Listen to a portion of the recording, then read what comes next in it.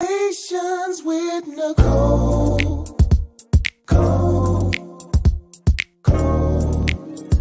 Conversations with Nicole. Let's talk about it.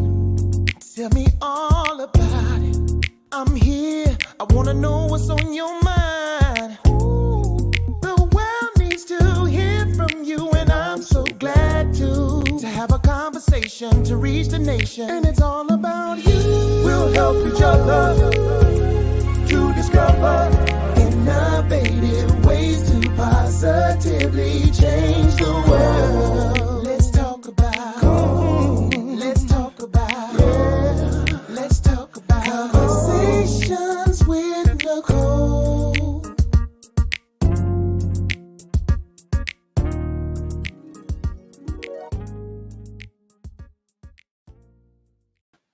Greetings, greetings. Welcome to Conversations with Nicole. I am Nicole Everett, your host.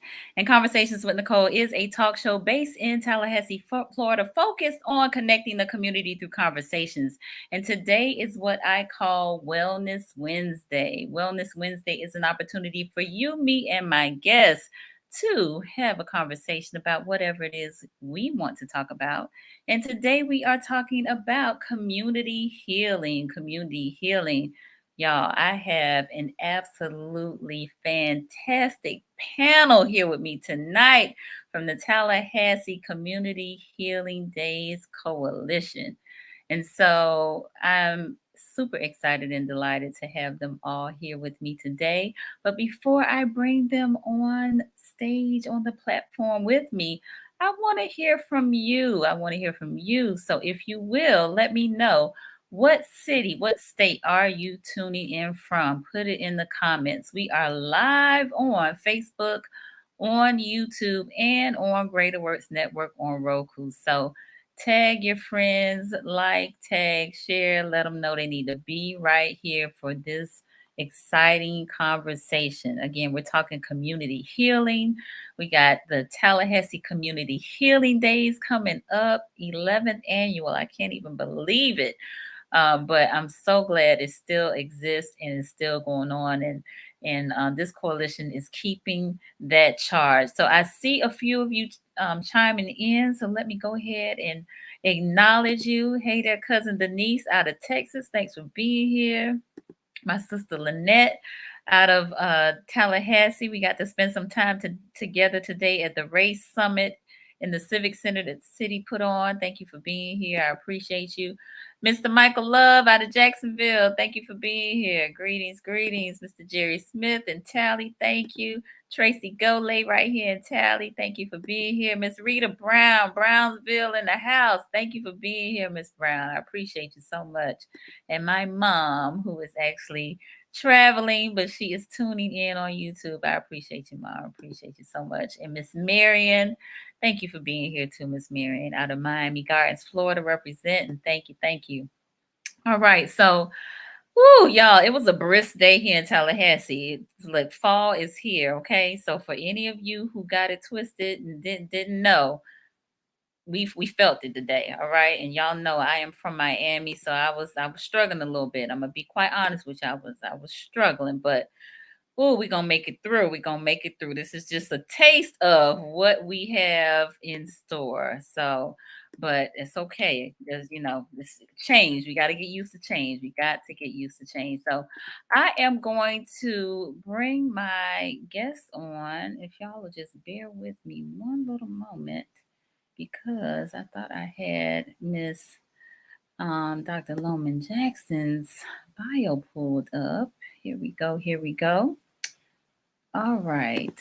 So my first guest, who is actually no stranger to Conversations with Nicole, she was actually on season 3. Oh, goodness. We're on season 11, y'all. So that just tells you how long ago it's been. But Dr. Huberta Jackson-Lowman is a recently retired professor of psychology and the past chair of the Department of Psychology at the Florida Agricultural and Mechanical University in Tallahassee, Florida, where she taught graduate and undergraduate students. She has a doctorate of clinical psychology from the University of Pittsburgh, as a Fulbright Hayes Scholar and editor of the anthology African American Women Living at the Crossroads of Race, Gender, Class, and Culture. Her postdoctoral career spans nearly 40 years and has consisted of roles in both the private and public sectors. She has lots of accolades, y'all. Lots of publications, and I'm not going to read them on, but just know that this queen, this mother, this sister is deep, and she is about the culture and our people. So, y'all, help me welcome Dr. Huberta Jackson-Lowman. Good evening. Good evening. Welcome, welcome. Thank you so much for being here. Thank you for inviting us to join you today. My pleasure. My pleasure. All right. So I am going to just kind of go down the line. Miss Donna Pearl Cottrell. I hope I'm pronouncing the last name correctly. Cottrell. Miss Donna, hold on. My computer is acting a little wonky tonight. So y'all bear with me a little bit. All right. It's pulling it up. It's pulling it up. Hold on. Hold on. All right, I'm gonna come back to Miss Donna because again, my computer is not cooperating. Let's go to Mr. Frankel. Mr. Frankel St. Louis. He is a son, a brother, an uncle from Fort Lauderdale, Florida. He has been awarded a Master of Science in Community Psychology and currently is working on his PhD in Educational Leadership at the Florida Agricultural and Mechanical University. He says that he loves God, his family, and he has a passion for community service, and he enjoys music and gardening. And probably a little known secret that probably most of the panel does not know, but Frankel and I garden in the same community garden, which is a Touch of Life community garden over in the Providence neighborhood. So welcome, Mr. Frankel St. Louis. Good evening, everybody. Good evening. How y'all doing? Whoop, whoop. Whoop, whoop, whoop. Good evening. Good evening. Yes. Glad to be here. Welcome. Yes, for sure. Thank you for being here. All right. So hold on, y'all. Just bear with me just a minute. While y'all are waiting on me, if you would, if Frankel, tell us who is Frankel. Not what you do, but who is Frankel? Who is Frankel? I am a worker. I am a worker. I'm a server. You know, I enjoy working in the community. I enjoy being around really great people. I had to learn that that's a really important thing. So I just love serving. I just love serving the people and doing what I can do to ensure that you know everybody in the community around me, at least to the best of my abilities, is nice and at peace. That's kind of what I like. Nice. I love peace. So okay. It's another thing I love. All right, indeed. Not hard to get. Okay, nice. And Dr. Huberta, how would you describe yourself? Oh, wow. I was afraid you were going to ask me that question. I always have a hard time answering it. Someone also who just loves to be a part of the community, to create initiatives and things that will facilitate healing, increase our sense of community. My family is very important to me. I have 9 grandkids, and wow. What else can I say? Yeah. That's good. That's good. All right. I got Donna's bio ready, so we will move on to Miss Donna Pearl Cottrell, former Citizens Police Review Board member and tri-chair for the Florida Poor People's Campaign, is an educator, writer, producer, director, actress, and activist in Leon County. She is proud president of the Bond neighborhood, and her family has lived in Leon County for 5 generations. Wow. She has a BA in theater arts from University of Massachusetts, Boston, a MS in financial economics from Boston University, and a master's in education with a concentration in middle school math from Lesley University. Founder and director of both Indaba Theater of New England and Indaba Theater of Florida. created her first theatrical production in Tallahassee at Cascades Park in 2015, titled Marigold Days. She wrote the play after completing 2 successful drama therapy workshops for the brand new Kearney Center in the summer of 2015. Her inspirational speaking has brought her to South Africa, India, and Indonesia. She is also a published author, mother of 2, and grandmother to 3. So help me welcome Miss Donna Pearl Cottrell. Hello, Nicole. Hello, everyone. Welcome. Thank you. Thank you. So I'm going to ask you the same question. I know we just read about what you do, but how would you describe yourself? Very good question. At my core, I consider myself a healer, and I'm grateful for that gift. And I do that through theater. The mission of Indaba Theater is really my mission, and I walk it and I live it every day. That mission is to inspire, empower, uplift, and to create healthy outlets of self-expression using theater as therapy to help people overcome obstacles in their life. Nice. All right, very good. Well, thank you again for being here. And last but certainly not least, we have Johana-Marie Williams, who is an artist and creative writing grad of Florida State University and history grad at FAMU, Florida A&M University. Her wide-ranging curiosity has led her to dabbling in everything from poetry to zine making. You're going to have to tell me about that one, Johana. Quilting and the intellectual history of post-transhumanism among Black women writers in speculative fiction. Boy, that is a mouthful. Yeah, you got some explaining to do. All right, y'all help me welcome Johana-Marie. Yay! Good evening.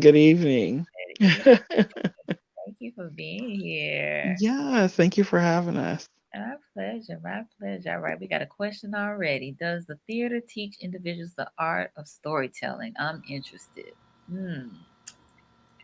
Yes, we do. We dive into your own personal story first, and we create an environment of trust, because sharing your story is not easy, but it's something that's magical. We all have our own story and we all have our own journey, and each of us can learn from one another. So that's the beauty of storytelling. Indeed. All right. So Johana, you didn't get off. Johana-Marie. So tell us, who is Johana-Marie? Not what you do, but who are you? Who am I? I think a dabbler is really what I'm curious about how to do things, how to make things. Zines, those are self-published magazines where you create a document that just explores an idea that you want to explore and hand it out for free or at low cost, just as a way to reach people, a way to connect, a way to put your ideas out there and hopefully receive other folks' ideas and thoughts and a little bit of who they are in return. Okay. Yeah. I'm gonna have to explore that one. Yeah. Okay, very good. Well, welcome to the coalition, the Community Healing Days crew. I appreciate you all for being here. So we are talking community healing because Community Healing Days 11th annual is coming up. So I want to start off by just asking, what is community healing and why is there a need for that? Well, I guess I'll get started. Okay. So community healing, let me just start by saying that this, what we're doing is actually an initiative that was developed by Community Healing Network. And that's an organization that's located in New Haven, Connecticut. They had on their board Dr. Maya Angelou very early on. And one of the things that Dr. Angelou emphasized was the importance of us as people of African ancestry putting healing on our agenda. And from that emerged the development of Community Healing Days. So what we do is we implement, which is implemented, I should say, typically the third weekend in October. But what we do is we try to bring our community together, particularly the African community together, for us to first confront the myth of Black inferiority and the lie of white superiority and how it has impacted us. So how this lie about us being intellectually inferior, us being emotionally immature or criminally inclined or morally decrepit, all those lies that are perpetrated about us throughout society. It's important for us to be aware of how those lies impact us and how it influences our ability to have community. So we make an effort to introduce our community to information that helps them to debunk that myth and to debunk the lie of white superiority and to begin to embrace the truth about who we are as people of African ancestry. And we do that over a 3-day period, typically with a Friday where we do awareness building kinds of activities and a Saturday where we're focusing in on health and wellness kinds of activities. And then on Sunday, where we work on bringing the community together to celebrate and to build a greater sense of community. Love it. Love it, love it, love it. So tell me about, I guess, the founders of the Tallahassee Community Days Coalition in terms of, what took place that, you said this was something that we need to do in Tallahassee. Well, actually, I was attending, well, let me back up. I'm a member of the Association of Black Psychologists and a past president also. Mm-hmm. And I was attending a retreat with Community Healing Network a number of years ago. And that was when they were first developing the initiatives that we're now implementing and many other initiatives that also like emotional emancipation circles that they implement and that we have implemented as well. And when I heard about the initiative around Community Healing Days, I thought this would be absolutely perfect to bring back to Tallahassee. That, just like I think all communities across, all African Black communities, I should say, across the country, we have experienced trauma, and that trauma continues to affect us. And the importance of having spaces where we can come together to address the trauma that we've experienced and to begin to heal from that trauma. That struck me as really an important kind of thing for us to be putting in place. And so I came back and I first began with some of my students, and actually Frankel was one of those students that was a part of this. And we engaged members of our community, and one of our other co-chair, Dr. Bruce Strobel, that's been with us since the very beginning. And it just took off from there. Okay. Very good. So, I have attended Community Healing Days a few times, and I definitely felt a strong sense of connection with the people that were there in the moment. And so, I think with, and any one of you can chime in on this, but I think with doing this work, right, when we talk about healing, there is some acknowledgement of some past hurt and some past trauma, some past maybe wrongdoings and things of that nature. And sometimes, we don't want to go there, right? We don't want to feel that. We don't want to have to think about those things that brought us grief or sadness or trauma or anger or disappointment or frustration or any number of emotions and feelings and thoughts that are not positive or happy or feel good feelings. And so when you talk about healing, I think sometimes you may want to shy away from that, even though healing in itself is a good thing, but it also suggests that there's a bruise or an injury or something that needs to be healed, right? Absolutely. And so how do you go about addressing that, from a standpoint of, okay, I'm a Black person in America, and I've had these things that I've had to contend with, but life goes on because I gotta, I may have been discriminated against. I may have had someone be, biased against me or treated me, with prejudice, but I can't harp on that, right? I got to move on. I got family to take care of, myself. I got, food to put on the table, and all of the things we're living, right?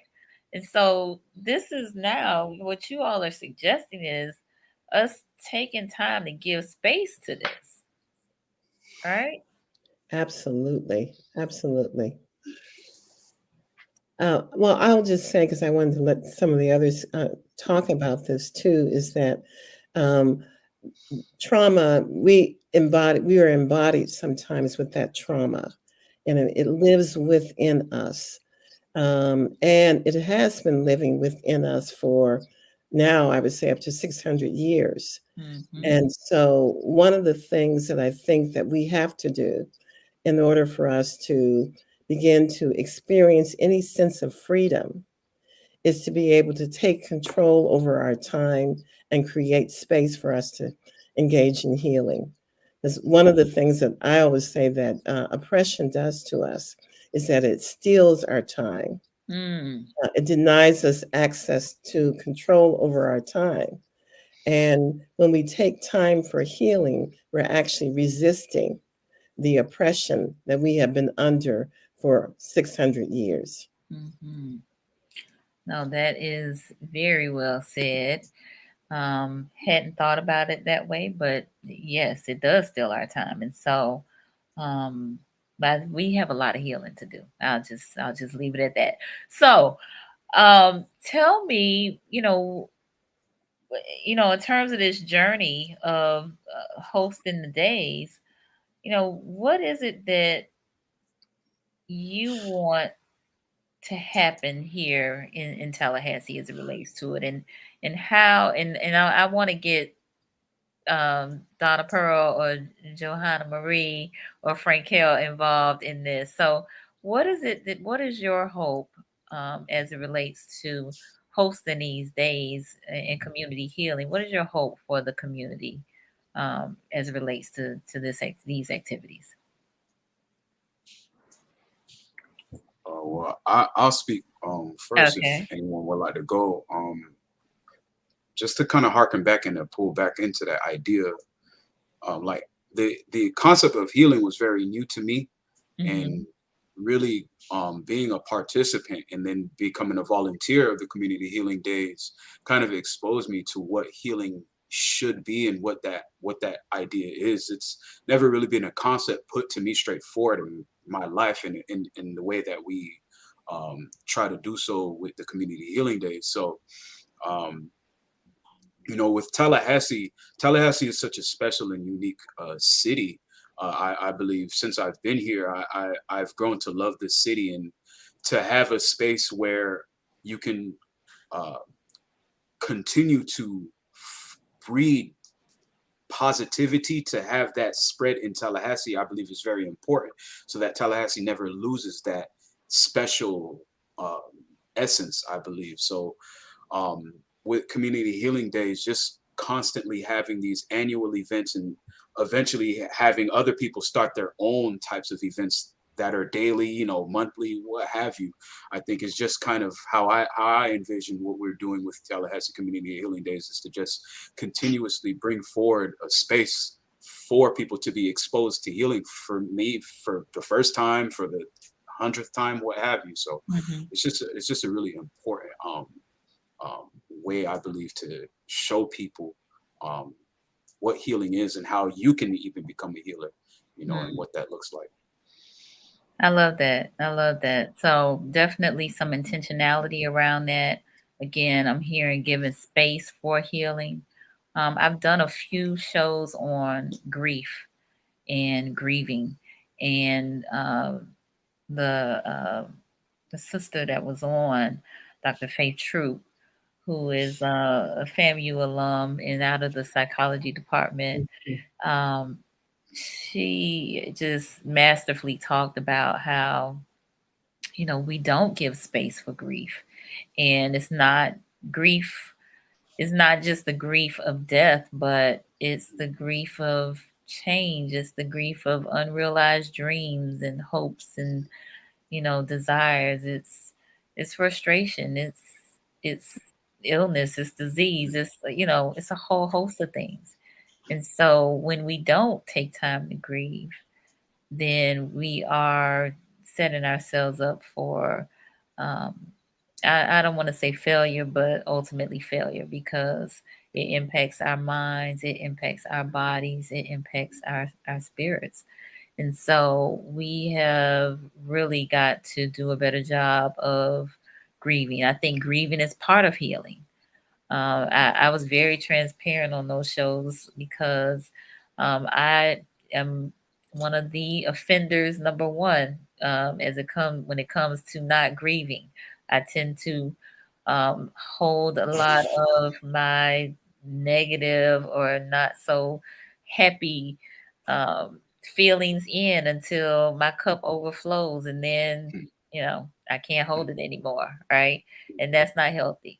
So, just like, I think we need to be intentional about grieving. We need to be intentional about healing. So I love the intentionality of that in terms of hosting these activities throughout the weekend, showing people how they can heal, and hopefully they will carry that on as a practice in their lives and in the lives of their families and loved ones. So I love that.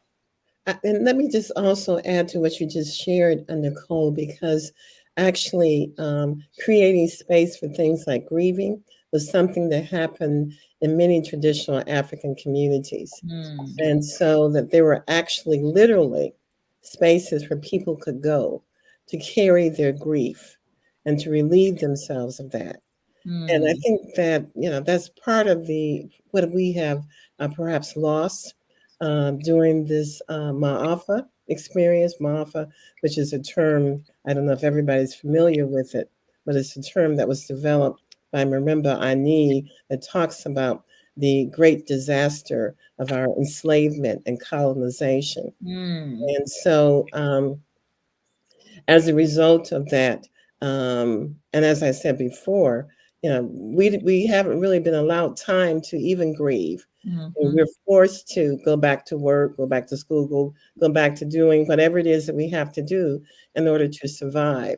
And so what we're saying, with Community Healing Days is that we have to take back that time. We have to claim it, and we have to create a space for that to occur. Yes. That's, again, glad to hear that. And hopefully that will be part of the discussion on over the weekend. So we do have a question from Sister Lynette. She said, I'm grateful for the opportunity to attend Healing Days. Are any of the healing activities over the weekend rooted in religious practice? I've never attended, so I'm not sure what to expect. We make a very intentional effort not to make it religious, Okay. Because we want this to be inclusive. And unfortunately, religion has been one of those things that's divided us as a people. So I would suggest that this is more spiritual than religious. Okay. That's fair. Appreciate that. Okay, so I'm gonna pull you in here, Donna. Come on. So Here I am. tell me about your involvement with Community Healing Days. Absolutely. Okay. I became involved. Actually, last year was my first year. Frankel pulled me in. Okay. There was this natural progression because I had been told about Dr. Huberta when she was the president of the Association of Black Psychologists back in 2018 and had tried to connect with her because of the mentoring platform that I was introducing.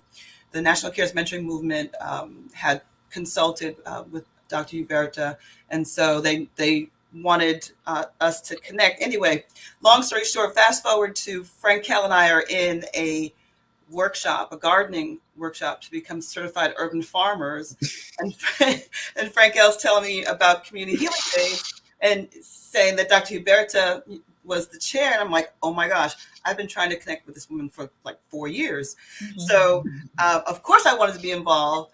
And it was just a beautiful opportunity to share different healing practices. Last year, we were focused on COVID. And as Dr. Huberta said, we really, as a people, don't have or are not afforded the time to grieve. And we really wanted to bring in families who had been impacted by COVID. We know, people have lost, husbands, wives, children, parents, and it was a difficult thing. And people, still were in those different stages of grieving. So what I was able to do was to do a liturgical dance as a healing practice, and using rose water as a cleansing. So the dance involved a cleansing at the end. And unfortunately, we had fortunately, we had some folks in person, but it was mainly virtual. However, we, I believe, had a really beautiful opening night. And then I have theater therapy workshops that I do, drama therapy workshops that I do. So I offered the Wounded Child, Soul Child workshop, which was very powerful. I wanted to do it this year, but this year I'm performing up in Colquitt, Georgia with Swamp Gravy. So I won't be there until Sunday, but it is something that I do offer, apart from Community Healing Days, but it's something that to me is very powerful. And it's part of, like we were saying earlier, in terms of exposing, diagnosing, treating the wound. What I do is I bring you back to a place where, one, you were at your highest self. And then after we work through that, we then look at your wounded child, allowing your higher self to reassure your wounded child that everything's going to be all right. So that's what I've offered in the past. This year, we'll be introducing our mentoring program, and we're looking specifically to recruit mentors in the fields of social work, psychology, sociology, because our kids need that. Our kids need to have some mental health professionals at the table with them, no matter what we're working on, because they've been through a lot, especially these last 2 years. All right. Okay. So mentoring program, you're looking for mentors for the young people? Absolutely. I've reached out to some of our national partners that are here locally. Okay.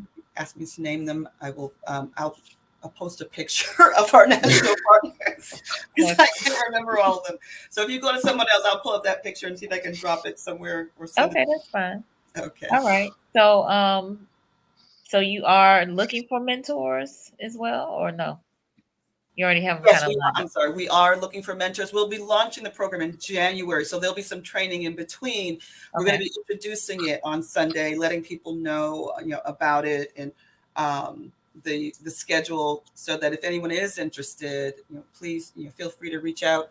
I am on Facebook if you're not able to attend on Sunday, and we will be following up with folks after that. Okay, wonderful. Thank you for that. All right, Miss Johana-Marie, I'm going to pull you in too. So tell me about your involvement in, what brought you to Community Healing Days. So for 9.5 years, I was also working on campus at FAMU. Dr. Huberta's office was right across the building from mine. So, I would hear from colleagues about Community Healing Days, about the planning, hear from psychology grad students about what they were doing. And so I'm like, that sounds like something I want to be involved in. So I attended, and then I started, like Frankel, attended once and was like, I want to be involved, and started volunteering for I think the past 3 or 4 years. Okay. and it's been really beautiful.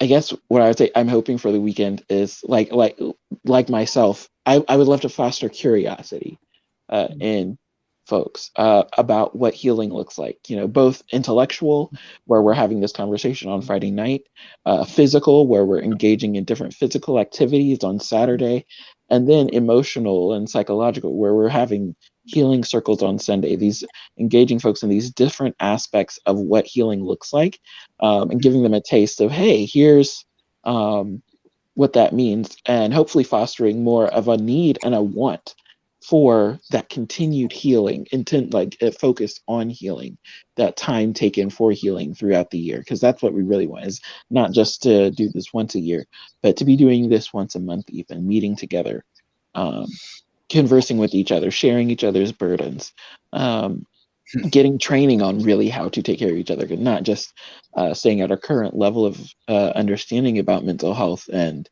healing, but getting training on how to care for one another and how to care for ourselves.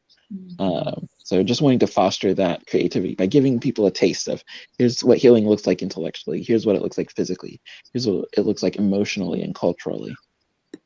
I love that. I love that. Yes, I have been interested in the training as well, because I listen to a lot of people's stories. Although I'm not a counselor or a clinician, I'm an advocate, a mental health advocate. And in that, there's a lot of, they call it secondhand trauma, if you will, but hearing some of the things that people go through, and it has an effect on you, right? As the listener.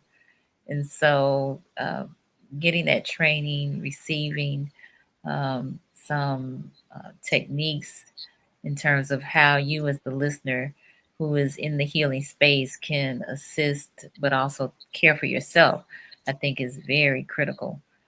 So yeah, I definitely can see that being something of value to the community at large. And I like the idea of doing something on a consistent basis, a monthly basis. I really like that.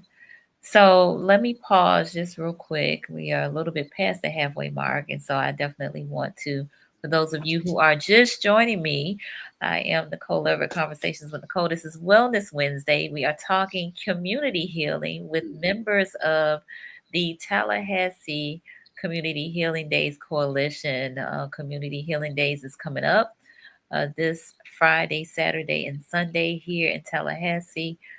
With the first event being this coming Friday at, I believe it's at 6.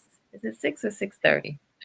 Well, we want people to come out at 6, so we'll be ready to actually go at 6:30. Okay, so 6 o'clock at the Dade Street. Well, I guess it's now called Lawrence Gregory. I'm Asian myself. Lawrence Gregory Community Center over on Dade Street, and I will be facilitating and moderating a panel there. And so the theme this year, and I said I was going to pull that up. The theme this year for Community Healing Days is what? Anybody know? Igniting and reuniting community through love and justice. Yes. Igniting and reuniting community through love and justice. So looking forward to that panel. It will be Dr. Kwazi Densu, Dr. Amala Shabaka Haynes, and Royal King. And again, 6 o'clock, we'd like you to be there. A light dinner will be served, and we will have a panel discussion. So inviting the community to come out and be a part of that. So that is one of many events that will be taking place this weekend. All right. So, wow, my wheels are turning. I got a lot of things that I'm thinking about in terms of what healing looks like. I mean, we talked about grief spaces or making space to grieve. We talked about drama. We talked about dance, just briefly, but all of those are components of healing. Any other healing modalities or mechanisms or techniques or devices or things that can be used that anybody wants to mention? We brought in Sundayata last year to talk about food and healing. Our letting our food be our medicine, because that's one of the things that we've kind of removed ourselves from with packaging and processing, so that we we forget that we have all these wonderful foods and herbs that we can use to heal ourselves versus pharmaceuticals. So that's another aspect of healing that has been brought to the community through Community Healing Days. Love that. Love that. Love that. Yes. And we will have a workshop on healthy eating this year as well. Okay. Okay. Good deal. Yeah, no, that is very important. As a gardener, definitely, I know Frankel and I are out at the garden on Saturdays, and you can definitely tell the difference between what you grow and what you get at the store.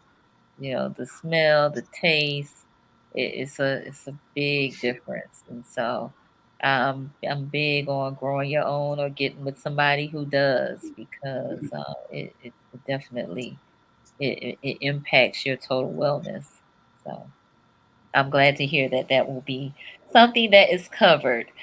So the Maybe Frankel can tell us about the Muay Thai. Oh yeah, I was going to speak on I really enjoy physical activity. I used to be a member of the Marching 100 way back in the way back, and just throwing that out there, I guess, as a implant. But anyway, I just really love physical activity, and we're going to be having several different physical activities for healing. I'm going to be doing a Muay Thai class.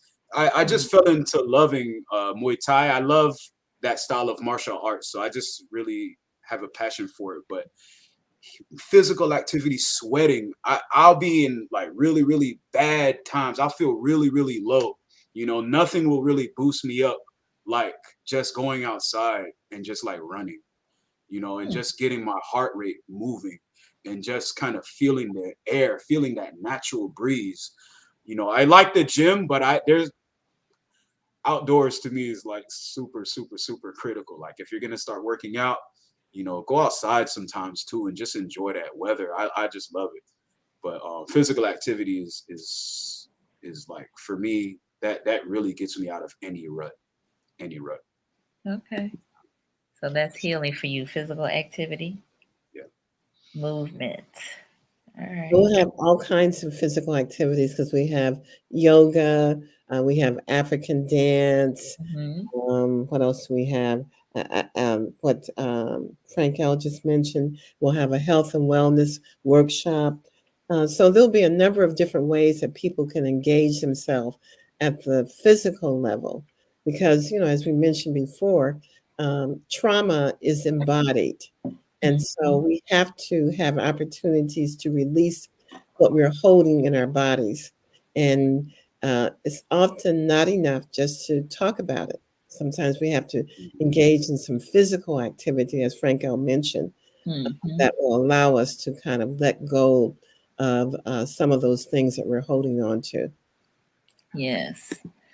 Yeah, no, I totally agree.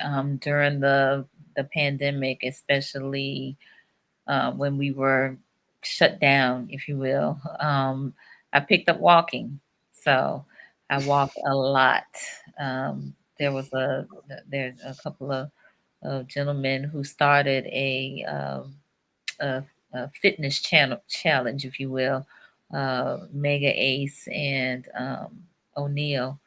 And first started out with like 30 miles, and then each month they would have different challenges, and I found myself walking 100 miles one month. Ooh, wow.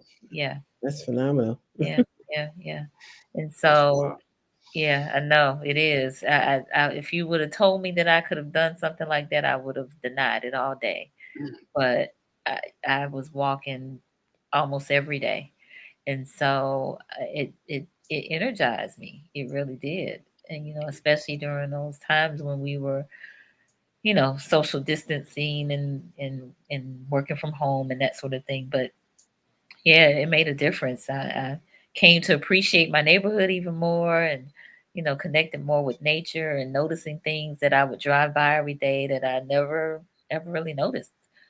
So I definitely can attest to that movement, and it making you feel better. Your countenance is affecting your mindset and your emotions and so on and so forth. So yes. All right, so I want to hear from the audience now. I want to hear from the audience. Are any of you familiar with Community Healing Days in your various cities and whatnot? If you are, just give me a church finger or a thumbs up or wave your hand and let me know in the comments. Are you familiar with Community Healing Days? Have you heard of Community Healing Days? And if so, have you participated? Have you participated? Let me know yes or no. Yes or no in the comments. Um, so as you stated, there are several several activities going on, and Lynette says she can't find the schedule of workshops. Lynette, we're gonna give it to you in just a moment. But there are several things going on. I have some of the schedule here before me. I know on Saturday you have Baba Kamal, who's doing yoga. I believe that's at 10 a.m. And Saturday, you're going to be at the Agro Garden, correct? Yes, Okay. outside. Outside. Enjoy Yes. the natural world. Mm-hmm. All right. So for those of you who are familiar with Agro, it is in the heart of Frenchtown, 514 Dunn Street. And so, beautiful garden. I love going to Agro. There's always something great happening over there. Um, just love seeing all of the things that are growing and the activity and so on and so forth. So we have yoga at 10 a.m. And also there is, let's see, I'm looking at the schedule now. There is African dance at 11:30 by Ayoka. Dance and drum, the troupe, which are some of my old ACDT folks from the African Caribbean Dance Theater. So that's going to be great. I believe that's at 11:30. Again, everything is at iGrow. Um, Tell me the name of the Thai class again, Frankel, so I pronounce it correctly. Oh, that's Muay Thai. Mai Thai. Muay Thai. Mai You can Thai. say Muay. Okay. Yeah. Okay, Mai Thai. So that's at 3:30, I believe. And before that, actually, there's a propagating joy workshop with Chris Omni. Yes, that sounds interesting. That's at 2:30, right? So again, all of these activities over at iGrow, and then at 4:30, Healthy Eating Made Easy by Najaya Dodson. So it's a full day.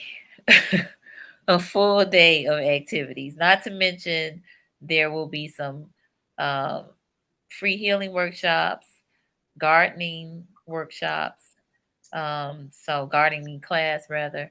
So a full day of healing activities. Lynette says she's excited. There's also a skateboarding workshop. Yes, I was Oh, just going to mention that. okay, all right. So tell us about that. Well, this will be the first time we've done this. This is a skateboarding workshop that'll happen at the skate park over there close to FAMU. Uh-huh. And so one of our members, Ethel Sharabo, will be teaching those who are interested in learning how to skateboard, how to do that. We actually had a workshop this past Saturday, Okay. and I even got on a skateboard. What?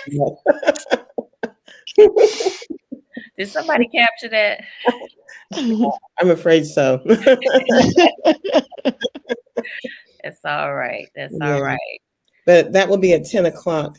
And so we encourage, particularly our young people, to come out. because we also see activities like skateboarding as an opportunity also for us to have fun and build community. And we need to remember, of course, that that park was once occupied by many members of our community. And so we have as much right to be there as anybody else. Absolutely, absolutely. Yes. Don't forget about Donna's event as well. She's gonna have her wounded child workshop as well. Oh, okay.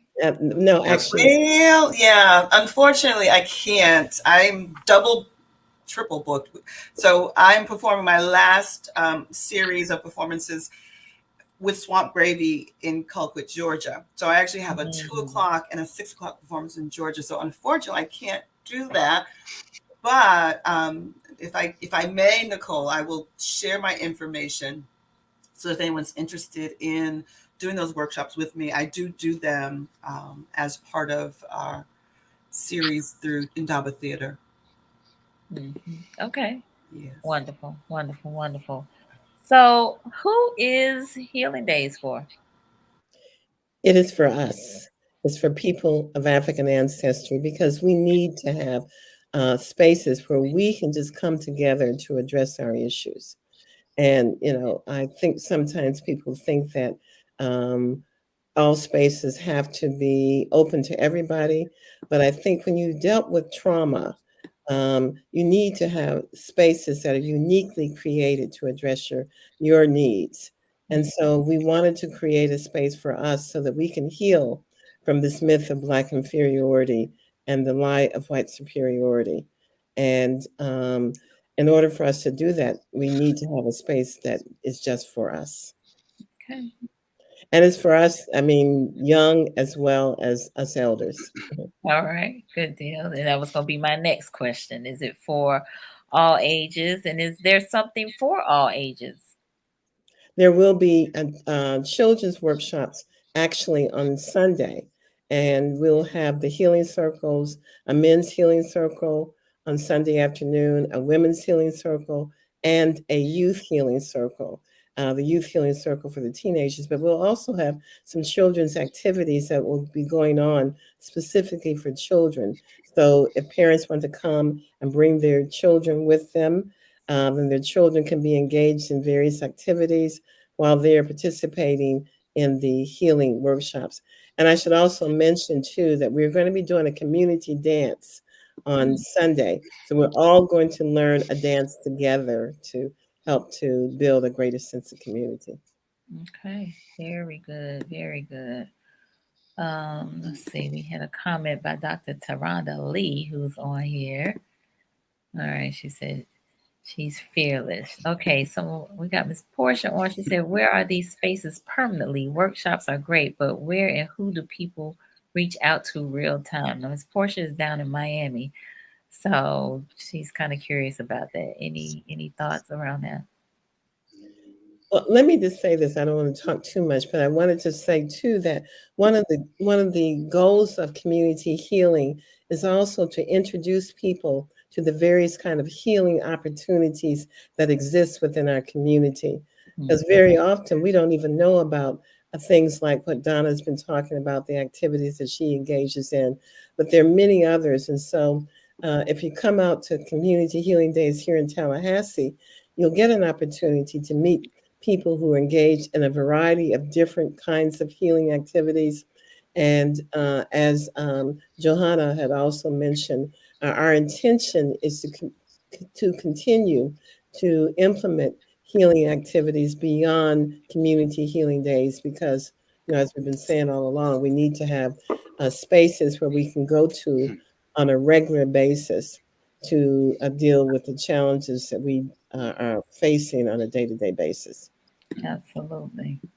Absolutely. No, again, great point, great information. And, it's a process. So, Miss Portia, I would say, maybe we can see about if there's any community healing circles or community healing days down in South Florida. Frankel, I know you're from the Fort Lauderdale area, so perhaps you can Or maybe Donna. I don't know. Donna, do you know of it? I do them virtually as well. And I've done them all over the world virtually. Believe it or not, I've done them with folks in Australia, New Zealand, Okay. India. So if Miss Portia is interested, I did put my information in our private chat, but you can share that. Okay, I will. Okay. Thank you, All Nicole. right. Yeah, no, but yeah, talk a little more about that, Donna. It's actually a series of 6 classes, and they're 2-hour classes, but it's deep work. And these are classes that I've taken myself because as a person who's working on her drama therapy certification, when I moved down here, I did a 10-day intensive just before I moved here and had some powerful shifts. And I don't like to get too deep into it because it's individualized. It's not for everybody. But I also do groups as well. So if there were, say, a group of women or an organization that wanted me to come in, and I don't want to make this too much about me, but please put my information in the chat. If anyone wants to talk more, they can reach me through email or text, and I pass that on to you, Nicole. Okay, I will. When I did send you the list of organizations that we're working with. Okay. And I should also add too that through the Community Healing Network, Margaret White and myself were trained in implementing the emotional emancipation circles, which we also do virtually. And so the emotional emancipation circles are about an 8 or 9 week group process where we are dealing with how the myth of Black inferiority has affected us and learning to appreciate who we are as people of African ancestry. And so, and we would probably be implementing one of those early next year virtually once again. They also, a Community Healing Network, trains people to be facilitators of emotional emancipation circle. And so Frankel was involved in that a few years ago when we were implementing that at Florida A&M. Okay. So you can do the emotional emancipation training. You said virtually. You think you all will be doing something next year? Well, it won't be the training, it will be the actual group, but they do offer the training through the Community Healing Network, the founding organization for Okay. Community Healing Days. And Okay. so, and usually they want people to participate and have an experience being in an emotional emancipation circle before they actually implement it as a facilitator. So, we can certainly let you know about when that will be offered. Indeed, indeed. All right. So I am putting up I think that's Donna's information. Okay. So anybody that's interested, you can reach out to her there. So is there a registration required for this weekend's events? For the healing circles, we are encouraging people to register.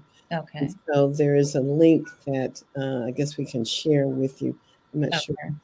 Or actually, they could probably access that link on our Facebook page. It should be there. And for all the other events, no, there's no registration required. Just show up. Okay. And so for the just repeat it for me one more time. Which one would you like people to register for? Which one? And that would be the healing circles that are going to be held on Sunday. So the men's healing circle, the women's healing circle, and the youth healing circle. And we really do want to encourage people to encourage their young teenagers to participate in the youth healing circle because our youth have experienced some significant mental health issues during this whole COVID pandemic. And, we've seen increases in the numbers of youth who are having mental health crises. We've seen increases in the numbers of youth who are unfortunately committing suicide or making attempts on their lives. So we want them to know that there are spaces that they can take advantage of. and begin to address some of these issues. Did the coalition talk about that in terms of planning for this year's events? Did we talk about what the youth have been going through, and with the increase in suicide amongst right? Yeah, exactly. And no, we haven't really talked. We've been spending so much time planning that we haven't really had that conversation. But that is certainly one that needs to be had. I'm actually doing some work right now with some other colleagues working on developing a paper on Black youth suicide. And it is the rates are increasing significantly. And we've always said that the rates of suicide for African American girls were always the lowest, and they still are low, but they're increasing faster than other groups. Yeah, it's very troubling. One thing I wanted to share too, in addition to what Dr. Huberta was saying, last year there was a study that brought out that there are young Black boys who are hanging themselves, choosing hanging as a form of suicide, which we know our history with lynching, and it was just very disturbing to know that there are young men who take that way of suicide. Absolutely. And the thing about that is that the suicide rate for our children between 5 and 12 is greater than the suicide rate for any other group. Our rates, our rates have never exceeded the suicide rates have never exceeded the rates of whites. But for our children between 5 and 12, that is now the case. And as Donna has pointed out, hanging is one of the methods that many of them are using. And that would suggest, too, that maybe they don't know about our history of lynching, or perhaps maybe this myth of Black inferiority has so affected them that they are choosing these kinds of methods to do away with themselves. But it's very, very tragic. It is. And it's something that we really need to begin to address. Yes, indeed we do. Indeed we do, which again is why I'm glad we have Community Healing Days. I work as an educator, Nicole, and I work with young children every day for the past 5 or 6 years now. And the things, that you see in their lives, they're exposed to so many things that our generations and prior just have never had to deal with, so these challenges they're facing are very unique challenges. And a lot of the times only the young people themselves are capable of defining what those challenges are. We'll bring to the table a lot of prior knowledge and experience, but certainly, their experiences are very unique, especially because we're in this digital age. So that tends to play a significant role in a lot of the challenges that they are facing. So, I can recall a student that I had who struggled a lot with an internet addiction, and certain things like that don't have. There's no easy or simple like coping method you can really use when you encounter a type of situation like that. So strategies that I used were strategies that our people would use with each other, throughout history, just talking, communicating, just bringing people, making sure that, especially people who might have those types of challenges, just to kind of expose them to reality and just to kind of like allow them to express what challenges they're facing and to just accept them, have a high level of empathy, and to really listen. Listening is so critical, right? And not judging is super important, especially with these young people. You have to go into the door and just listen and a lot of your your biases, your internal biases, or whatever, really have to push those to the side and just truly understand what challenges they're going through, and try to see, what do I know, what skills and what experiences I have that I can help, try to formulate an image of what it is to be healthy, what it means to be healed, so it's interesting what's happening right now. I think we need to address it. Yes. As you talk about reality, I think the reality is that the human touch is being lost. People having conversations in person, looking each other in the eye, over a meal or at the park, sitting on a bench, it's just kind of rare because everybody's attached to these devices. And so there's nothing that can replace that human connection. Nothing. So we got to get back to that. We just got to. So Lynette asked specifically, Frankel, how would you encourage more men to be open to healing circles? I gotta say, I'm blessed to have had the life experiences I have, because prior to just knowing my old self, I would never want to come to a healing. I wouldn't see why I would need to. So right. I see where you're coming from, Lynette. I would definitely say, one, it takes. First, you can't force somebody to just show up. You gotta have to want to come yourself. But for a man, he's gonna want to have to come for himself, and not saying that you cannot persuade a man to arrive, but you kind of have to. We have to understand for ourselves that we need healing, and that's an important thing. And where does that come from? That idea, like I said, that idea is very foreign. I never even understood it, and I'm not saying that only men can say that either, but so just being open, that's it. Yeah, so she said, I think it takes a strong man to be open to healing because it exposes vulnerability. That's right. Which is kind of what we started out with, right? People don't want to necessarily be vulnerable. They don't want to deal with the past hurts and pains and the thoughts of the trauma and things of that nature. But that's the way to healing, right? That's the way to healing.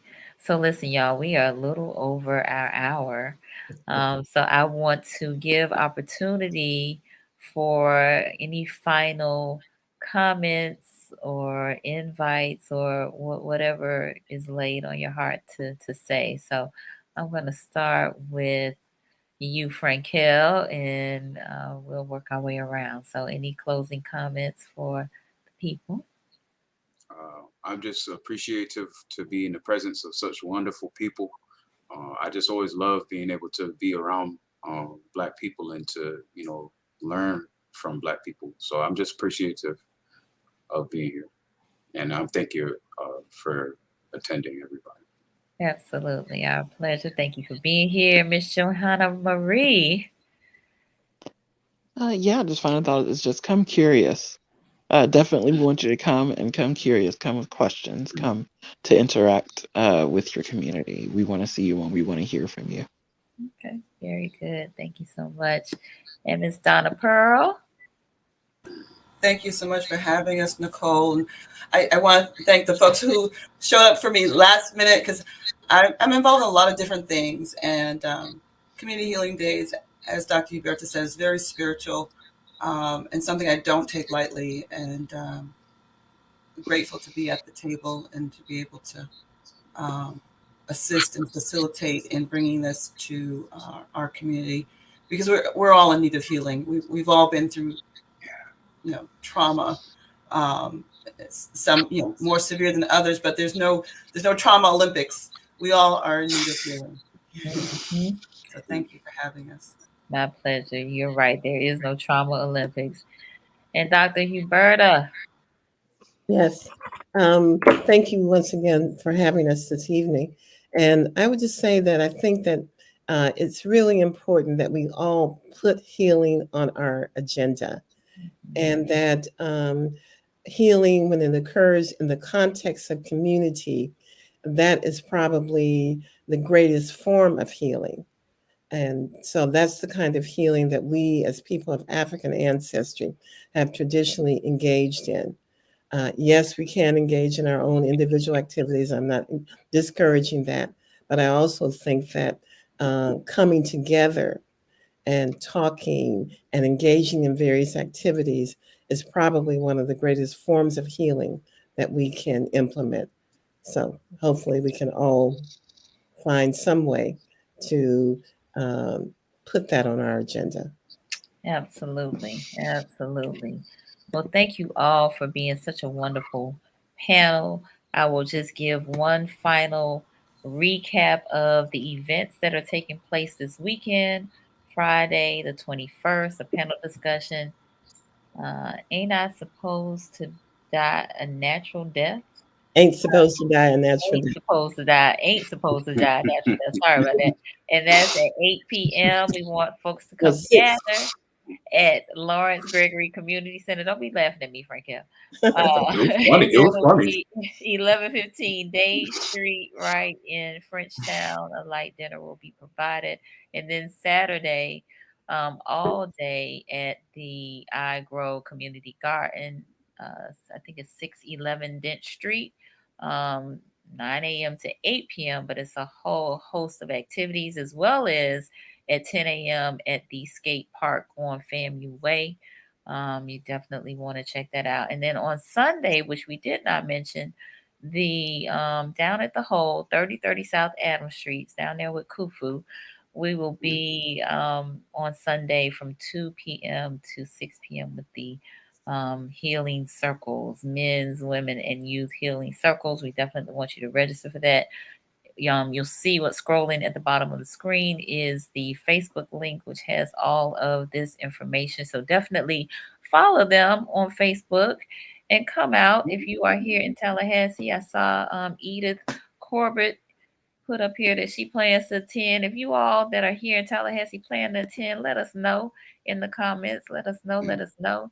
Tag a friend. Let them know that they need to participate. They need healing. We all need healing, and this is an intentional way to do so. You know, there's some other activities that will be taking place beyond this weekend, so you want to definitely get engaged, get involved. Donna Pearl has extended herself with her services as well. And so there are some many ways to receive healing, especially if you don't know what the first step might be. Okay. So inviting you, Lynette says she's curious and ready. So I know Lynette's gonna be there. So y'all be on the lookout for her, okay? She is ready. This live tonight has definitely gotten her excited and interested and intrigued by it all. So Lynette, bring some friends with you and tell them to tell some other friends because we want us to come out and be a part of this. So once again, thank you, panel. Thank you, viewers. For those of you who are, again, are new to the platform, I invite you to subscribe to the Conversations with Nicole YouTube channel, subscribing and supporting, and we need all the support we can get. But we are live here on Mondays and Wednesdays at 8:30 p.m. talking about Black and Brown mental health specifically. And then my regular season 11, comes out on Fridays at 7 a.m. And we actually, this Friday, will feature Marie Radigan, who ran for District 8 House of Representatives. This was before this interview is actually before she announced that she was running, even though she did not win the primary. This organizer, advocate, influencer, she is on the move. So this interview is, you're going to find out a little bit more about her. So again, that'll be out on Friday at 7 a.m. on YouTube and on the Greater Works Network. So lots of things happening in the community. We try to keep you up on some of them. And so I'm excited again about Community Healing Days. So hopefully I will see y'all out there this weekend. All right. All right.